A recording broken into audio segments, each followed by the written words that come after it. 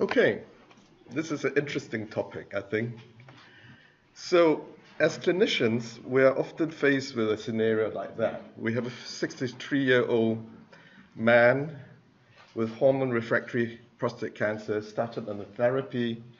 You've done the CT before and after treatment, and the question is the drug working? And I hope in the next 20 minutes or so, I'll be able to demonstrate to you how you can optimize your clinical practice to be much more confident about handling this sort of scenarios. So I'll spend very little time now talking about the pathophysiology of bone metastases because we're just running a little bit short of time. We'll talk a little bit about the clinical relevance of bone metastases. We're going to focus on the imaging technique and specifically how we can use these techniques to assess response in bone in your daily clinical practice. So we know that bone is a very complex organ, and if you take a cross-section through, say, the head of the femur, neck of the femur, you see that it comprises of the very dense cortical bone that you can see on X-ray and CT. Then there is the woven bone or the spongy bone that has a trabecular structure, and embedded on these you have the osteoclast that makes new bone, sorry, the osteoclast that causes bone resorption, and the osteoblast that makes new bone or lay down new bone. And of course, then you have the bone marrow with the hemopoietic elements that are making new cells altogether, and these make their way into the sinus of the marrow, and then they escape into the bloodstream. So it is a very vascular organ, and the bone marrow comprises of a variety of tissue, mainly fat, water, and protein, but the content varies according to whether it's red or yellow marrow. So yellow marrow, as you age, is predominantly of fatty content, compared with red marrow that only contains about 40% fat. Now, you might like to think that because a bone is such a hard structure, you have had that bone all your life. But it's absolutely not true because the normal bone is constantly undergoing remodeling. So it will start with the process of resorption, and this is osteoclast mediated, and that takes roughly about 3 to 4 weeks. And then you see a cavity form, and then that process is reversed as the mononuclear cells prepare the bone surface for the osteoblast to creep in to form new bone. And then this will take a period of about 3 to 4 months, and then the new bone is formed and you have a new bone structure. So then it goes into a resting state, and the cycle is repeated. Now, we know now that there are important chemical mediators of bone health or bone metabolism. And I just want to draw you to the second one, receptor activator of nuclear factor, NF-kappa beta ligand. And the reason it is important is that there are now drugs that is targeted towards this that have been shown to be very effective in the treatment of bone metastases. Now, bone metastases tend to occur in the exoskeleton. I guess that's where most of the bone load of the body is. So the ribs, the spine, the pelvis, and the proximal femur are the usual sites.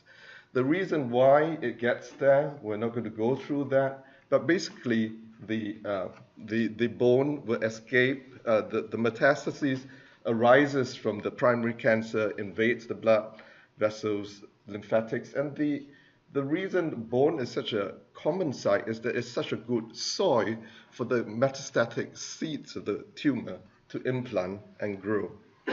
So we know that bone metastases can be either osteoblastic, osteolytic, or mixed. And many of bone metastases are actually mixed, but the osteoblastic form, you can see there, and you can read that for yourself. Now, the reason why bone metastases is interesting is that when you're looking at bone metastases, there are two components. There's clearly what the metastases do, or there are tumor cells within the bone marrow, but it's also what you see is depending on how the bone actually reacts to the presence of the bone metastases. So generally, bone metastases will stimulate a range of chemical releases that results in osteolytic and or osteoblastic lesions. So with osteolytic metastases, I just want you to draw to the fact that the tumor cells will secrete certain substances that stimulates the osteoclast, okay, to cause bone resorption. And in turn, these osteoclasts release other chemical factors that sustain the growth of the tumor cells. So this is so-called the classic osteolytic metastases.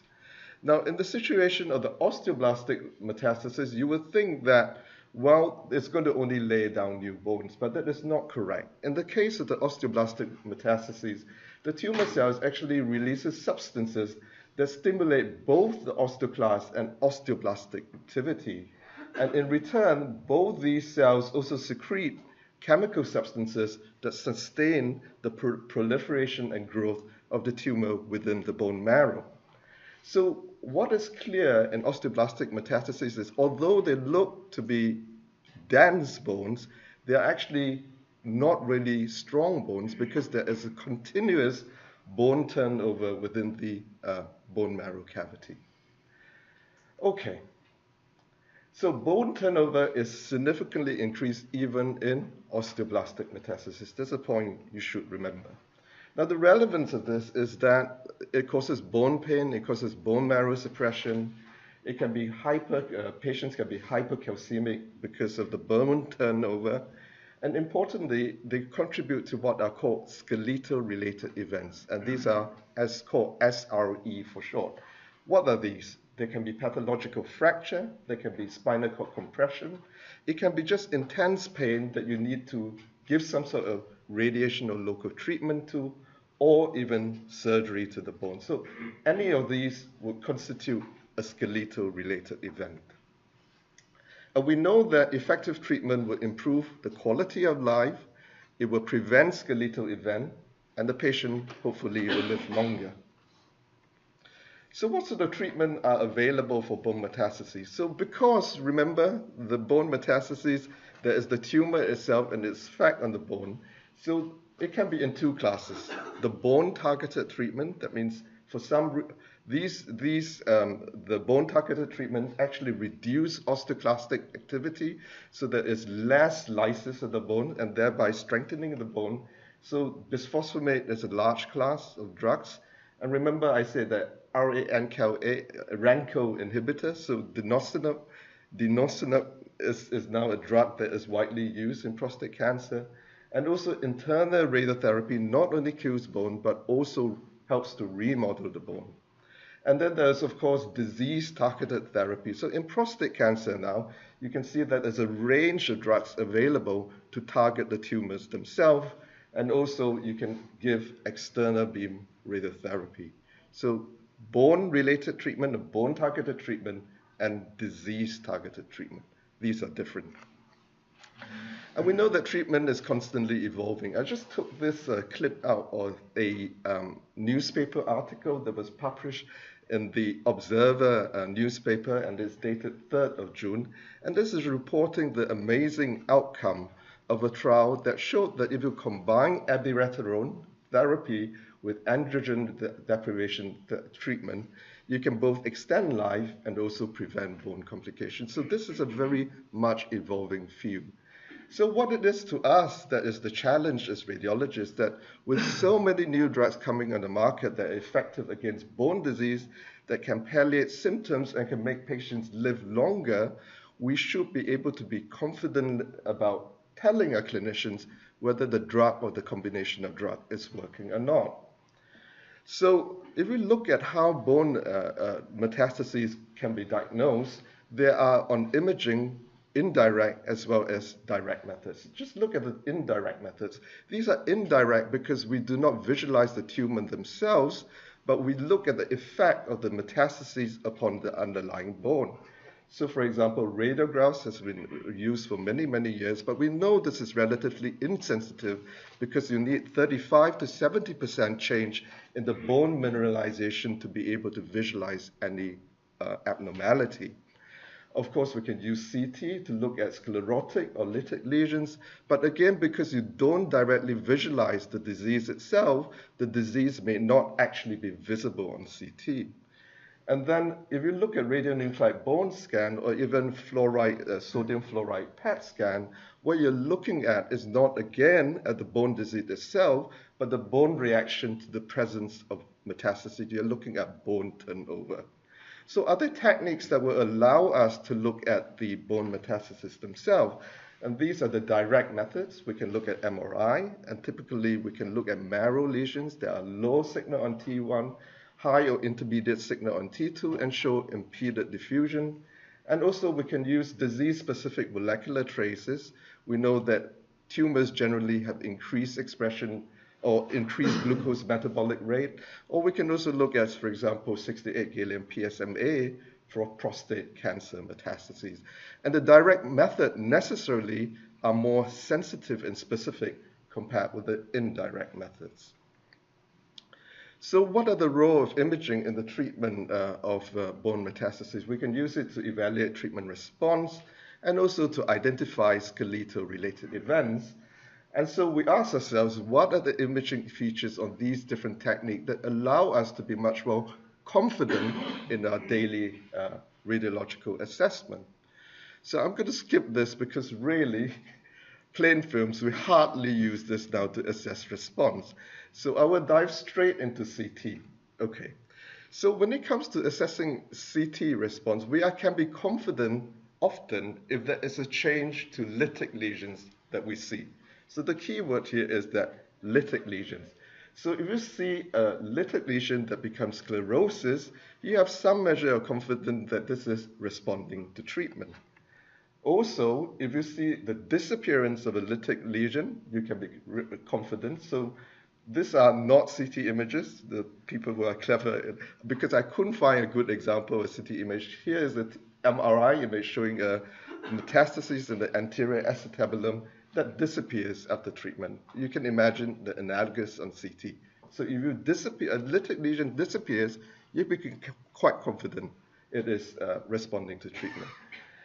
A reduction in the size of an associated soft tissue mass. So if it's a soft tissue mass that is getting smaller, again, you can be fairly confident there is response. How about the converse?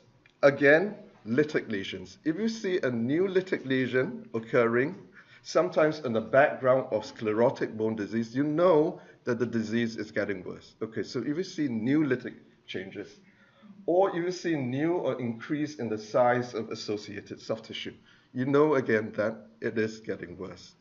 But where are the areas, the problematic area in CT are the sclerotic lesions. Now, the pitfall is that the disappearance of the sclerotic lesion may not always signify that the disease is better. Yes, it can, meaning to say that there is complete bone remodeling.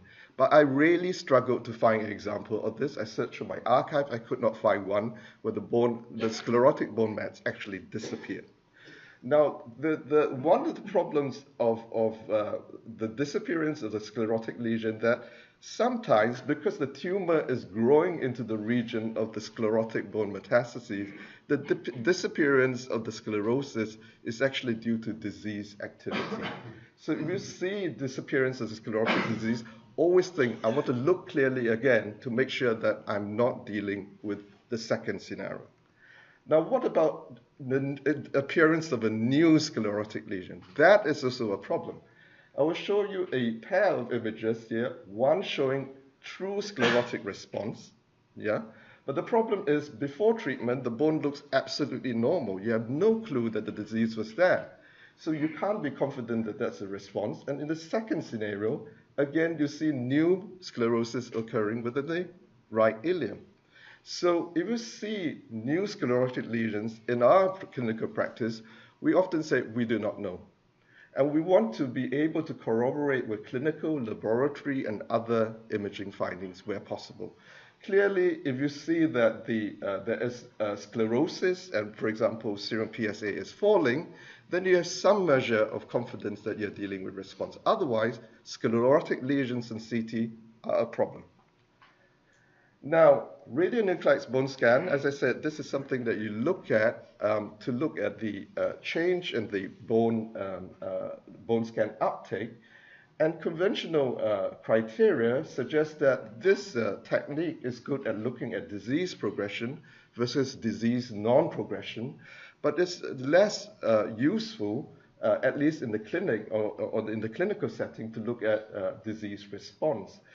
And what has been discussed, for example, in prostate cancer, the prostate working group criteria states that you need to have 2 or more focus on new tracer uptake that needs to be reconfirmed 12 weeks later to call disease progression. So just by way of example here, you can see that on this bone scan, you can see on follow-up, you get increasing tracer activity within the spine, and there are more than 2 new lesions, so you can say that this is disease progression. Then any other scenario, we call it non-progression rather than response. And one of the diagnostic pitfalls that Aslam alluded to earlier was the fact that you can get what is called flare phenomena. So in this example, about a month after treatment, you can see that, about 8 weeks after treatment, you can see that there is increased tracer activity in the posterior rib and also in the skull vault. But as the patient was followed over the course of an entire year, you can see those lesions subsequently disappeared without a change in therapy. So flare response can be quite common. It can be up to 75% of patients with breast cancer, but it can also occur, be visualized on a sodium fluoride PET imaging. What do you do? Well, you corroborate with other imaging features. So in this patient, you can see that the lymph nodes are actually getting smaller, and on CT, you can see evidence of increasing sclerosis within the lesion. So all these corroborates with the fact that the disease is getting better. Now, one of the pitfalls is that the reduction in tracer intensity on bone scan may not indicate response. This is not very common, but sometimes the disease can get suddenly very, very aggressive. And so, although the tracer activity is reduced, you can say that serum PSA has actually increased more than 3 times, indicating that the disease has actually worsened. And also, there is difficulty in assessing change in those patients with malignant superscan. These have such intense tracer uptake that you can't actually see whether there are any new lesions or not. So that is a problem. So if you look at the evidence so far, and there are many response criteria that have been developed from left to right, the UICC, WHO, RISIS, and the HAMOCA criteria. And you will notice immediately that some of these are actually not very practical. For example, here they say that you should consider something to be response by increase in size or existence of a new lesion. And we said that a new sclerotic lesion may not be progression. So the WHO criteria is not helpful. If you look at this criteria, for example, then they talk about regression of lesions being a criteria, or decrease in blastic lesion being a criteria, or for example, new lesion here being progressive disease. Again, we say bony sclerosis may not indicate new disease. So for that reason, this has been of much limited clinical utility. So I'm going to skip that because of time. And let's look at MRI on the practical level. So MRI, you're able to directly visualize the bone marrow. And you can do this with some success just on T1 weighted imaging.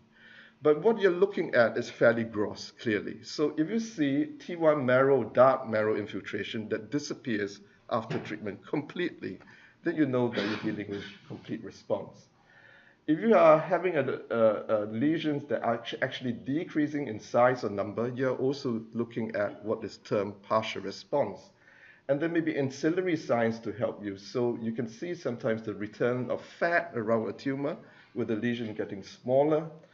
Or you can see that there is decrease in the associated edema that is surrounding the metastatic lesion. And the converse is that you will see a reversal of this pattern, then there is disease progression. Now, the thing to remember on T1 is that there is this phenomenon called T1 pseudoprogression. And I think Anwar showed this example of this yesterday in his talk. And this is either due to marrow edema that occurs as a result of chemotherapy or due to red marrow conversion. So typically what you see is that you have metastatic disease, but after treatment, at, for example, 2 months, it looks like there is diffuse marrow infiltration. But the patient is kept on the same treatment, and months later, it actually gets better. So T1 pseudoprogression is something you need to recognize. Beware of osteoporotic fracture, because these are, these are counted as skeletal, these may mimic skeletal events. They can cause a lot of pain, but they are non-metastatic. So if you see an osteoporotic fracture, you shouldn't say that the patient's disease is actually getting worse. So be confident about recognizing the features of an osteoporotic fracture. Now, I have about 2 minutes to very quickly talk through diffusion-weighted imaging and why we want to use this sort of technique to assess a bone response. Because we know that on diffusion-weighted imaging, bone metastases being cellular shows impeded diffusion and relatively lower ADC value. So we come back to this example we started off with. Is this patient getting better or not? Is this sclerotic response or is this sclerotic progression? So we look at the diffusion-weighted imaging. We can see that after treatment, the high B-value images, the signal has dropped dramatically. And then you look at the ADC map, there is a significant increase in the ADC value. So this is metastatic. The sclerosis is due to a sclerotic response. The tumor is actually being adequately treated. So there is compelling evidence that successful therapy results in ADC increase. And Anwar has shown many of these maximum intensity projection images, whole body diffusion weighted images. And you can use this sort of images to survey very quickly whether there is disease response or not. But it's always very useful to corroborate it with the ADC maps. In this case, you can see disease is typically black pre-treatment.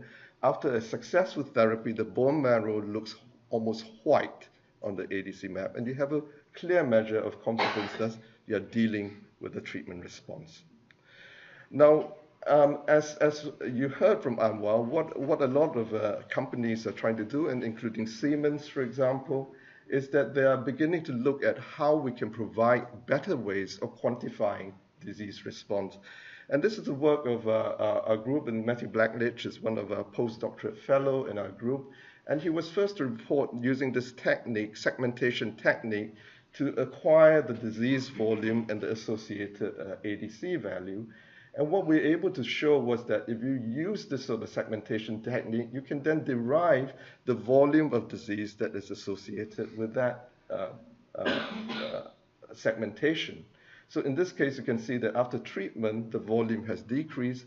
But you can also look at the ADC value that is changing within the whole disease volume. So you can see in this responder, the ADC value before treatment is low, but it gets high after treatment, whereas there's no apparent change in the non-responder. And we have also shown that this sort of technique is highly repeatable. So clearly what we need to do to move this sort of quantitative imaging forward is that we need to do bigger trials. And we are currently running a 10-center UK trial to develop the software further, to look at the clinical diagnostic performance and the potential health economic of the imaging technique. So I'm just going to skip to the last slide because we are out of time. So I hope in that short time, I've shown you that bone metastases result in significant morbidity and mortality, which can be treated to prolong survival and prevent skeletal-related events.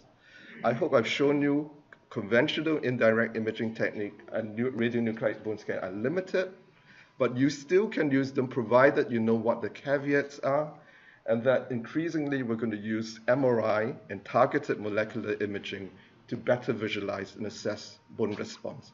So thank you very much for your attention.